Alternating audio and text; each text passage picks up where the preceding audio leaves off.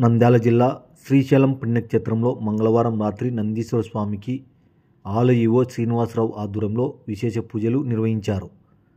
లోక కళ్యాణం కోసం దేవస్థానం ఆలయ ప్రాంగణంలోని నందీశ్వర స్వామికి విశేష పూజలు, విశేషార్చనలను నిర్వహించారు. ప్రతి మంగళవారం మరియు త్రయోదశి రోజున దేవస్థాన సేవగా ఈ కైంకర్యం జరిపించబడుతుంది.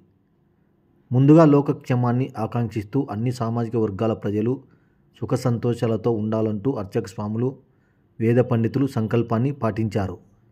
నందీశ్వర స్వామికి శాస్త్రోక్తంగా పంచామృతాలతోనూ మల్లికాగుండంలోని శుద్ధ జలంతో అభిషేకం నిర్వహించారు. అనంతరం నందీశ్వర స్వామికి అన్నాభిషేకం నిర్వహించారు. నందీశ్వర స్వామి వారికి నూతన వస్త్ర సమర్పణ, విశేష పుష్పార్చనలను నిర్వహించారు. తర్వాత నానబెట్టిన శనగలను నందీశ్వర స్వామికి సమర్పించారు.